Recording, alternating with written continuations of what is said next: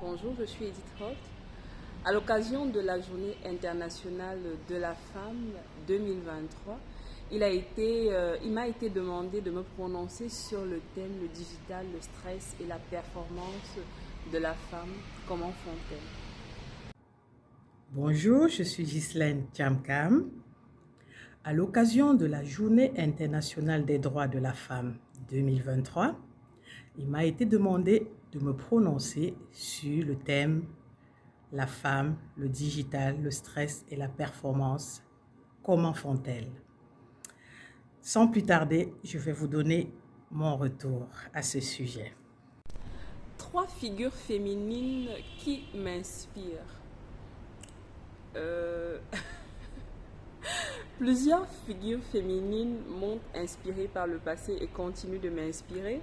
Mais pour l'heure, je vais citer mes deux grands-mères et mes deux mamans actuelles. Pourquoi? Parce que pour moi, elles incarnent la force et l'espoir. Je suis très admirative des familles qu'elles ont bâties, mais surtout des valeurs qu'elles ont transmises, l'audace entrepreneuriale, la solidarité et surtout la qualité des relations sociales. Alors, trois figures féminines qui m'inspirent au jour d'aujourd'hui. Premièrement, ma tendre maman. Deuxièmement, ma belle-mère. Troisièmement, moi-même, sans aucune prétention, aucune.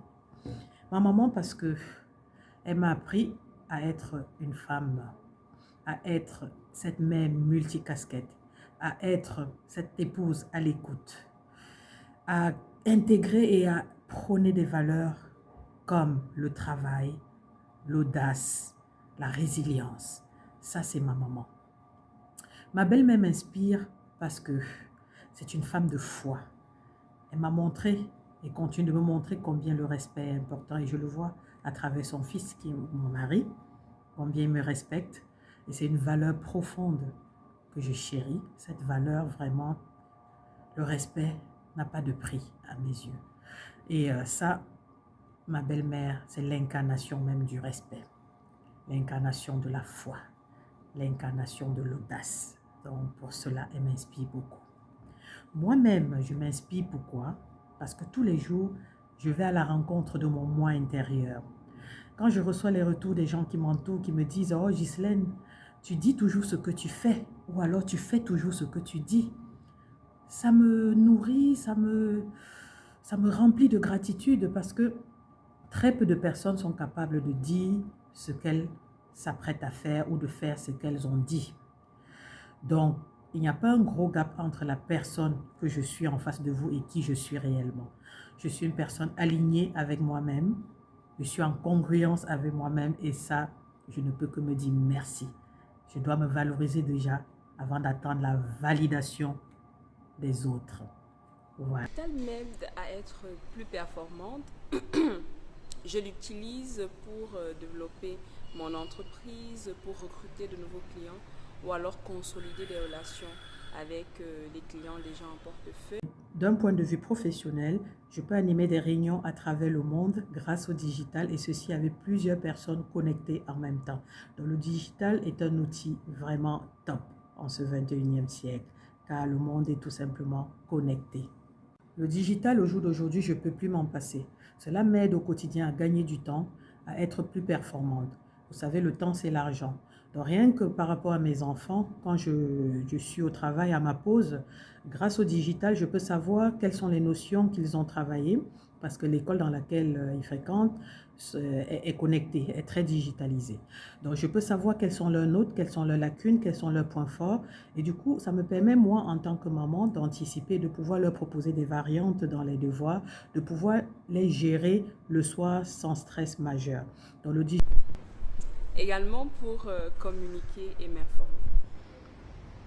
Alors oui, le digital est également une source de stress parce qu'on y trouve tout type d'informations, des informations à caractère négatif ou qui peuvent plomber le moral.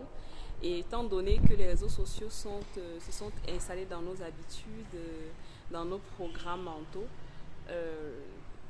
c'est souvent source de distraction. Donc, c'est vraiment un aspect qu'il faut discipliner pour rester performant. Est-ce que le digital est une source de stress? Moi, je dirais par exemple oui et non. Je répondrai oui et non à cette question. Ça dépend de comment est-ce qu'on utilise le digital.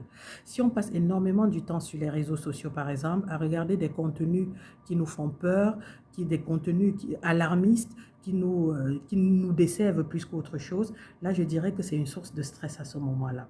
Cependant, le digital aussi est bénéfique dans la mesure où cela nous permet de pouvoir rechercher rapidement des informations nécessaires pour avancer et être productif dans notre travail, dans notre vie privée. Bref, au jour d'aujourd'hui, on a tout. Quand on veut une information, on l'a rapidement sur Google et ça, c'est magnifique. Ça n'a pas de prix.